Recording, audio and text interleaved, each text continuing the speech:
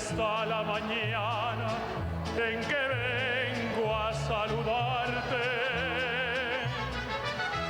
Venimos todos. A lo largo de un siglo, demasiado ocurre en la vida de un país y, de acuerdo a las exigencias de cambio civilizado, demasiado deja de ocurrir.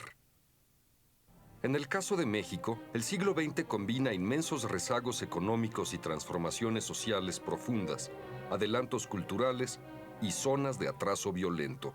Hay grandes movimientos en pro de la diversidad. Se impone la continuidad política. La población se urbaniza aceleradamente. Los procesos educativos se masifican. Las tesis feministas y el desarrollo cultural y laboral de las mujeres le ponen sitio al machismo.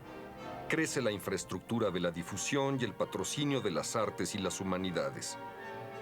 Una revolución cultural, nunca llamada así, se produce al extenderse el acceso a la educación superior y el país se internacionaliza en el sentido informativo y tecnológico.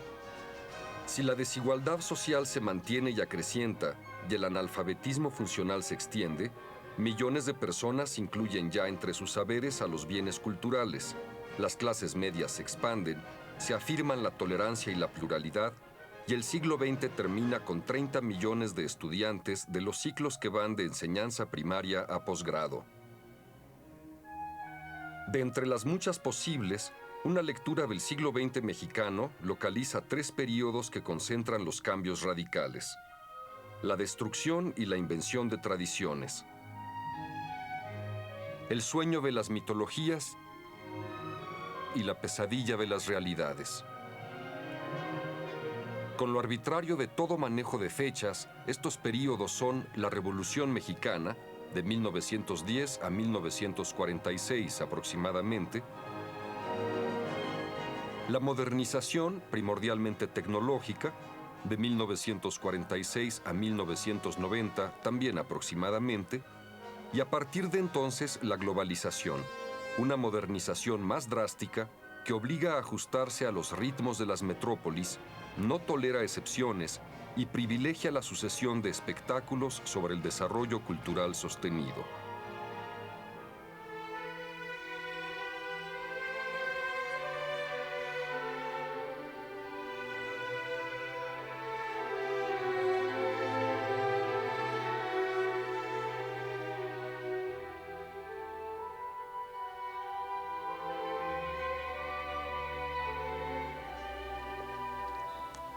La Revolución Mexicana fue un movimiento armado, fue un movimiento político y social y fue un movimiento cultural.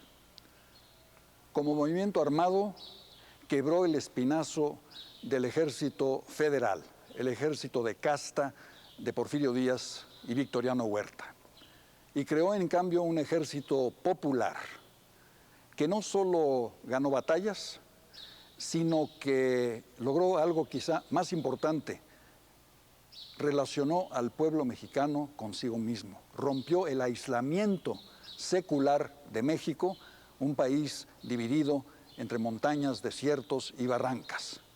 En la Revolución los mexicanos se conocieron entre sí. Las grandes cabalgatas del Cuerpo de Noroeste de Obregón y sus yaquis desde Sonora, de la División del Norte de Pancho Villa desde Chihuahua, y desde el sur del Ejército Libertador de Emiliano Zapata, significó que los mexicanos por fin se conocieron entre sí, por fin se encontraron, por fin se identificaron. Hay una anécdota muy reveladora al respecto, y es la ocupación o la presencia del ejército zapatista en la Ciudad de México en el año 1915, cuando las tropas de Zapata ocuparon los grandes palacios, las grandes mansiones de la aristocracia porfirista. Y por primera vez se vieron de cuerpo entero en los espejos. Se vieron y se reconocieron por primera vez. Se vieron y dijeron: mira, soy yo, mira, eres tú, mira, somos nosotros.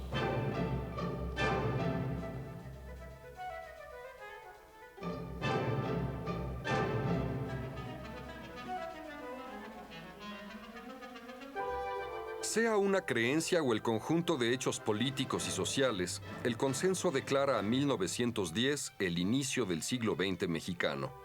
Cristaliza con la violencia armada la urgencia de cambio.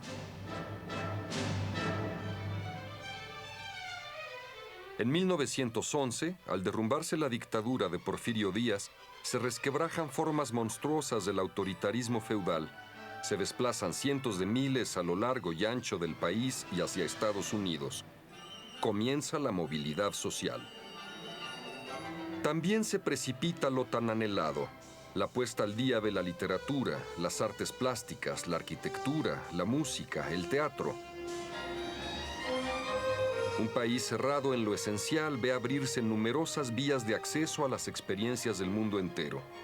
Fenómeno múltiple que mezcla lucha de facciones y logros institucionales, la Revolución Mexicana no solo modifica extensamente la vida del país, es también una gran metamorfosis cultural.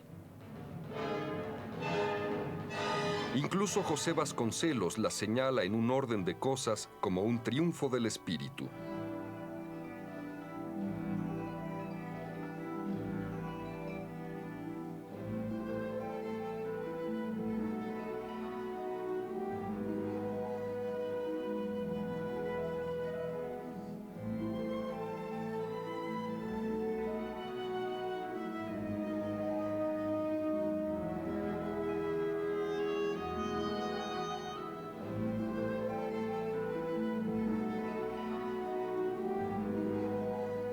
En 1910, más del 80% de la población es analfabeta y por eso la revolución le imprime sentido de urgencia al proceso educativo. Se aceleran o se vuelven concebibles numerosos cambios. Los escritores consiguen un público lector inesperado. Las vanguardias estéticas, gracias a la destrucción de prejuicios, ya disponen del primer ámbito propicio. El nacionalismo se extiende y halla una razón de ser de grandes resonancias durante las 3 décadas siguientes. Se distribuyen sensaciones de orgullo social muy novedosas. Se reconocen por vez primera los valores de lo popular. Y algo fundamental, se inicia el patrocinio estatal de las artes y las humanidades que se mantiene de modo principal hasta el día de hoy.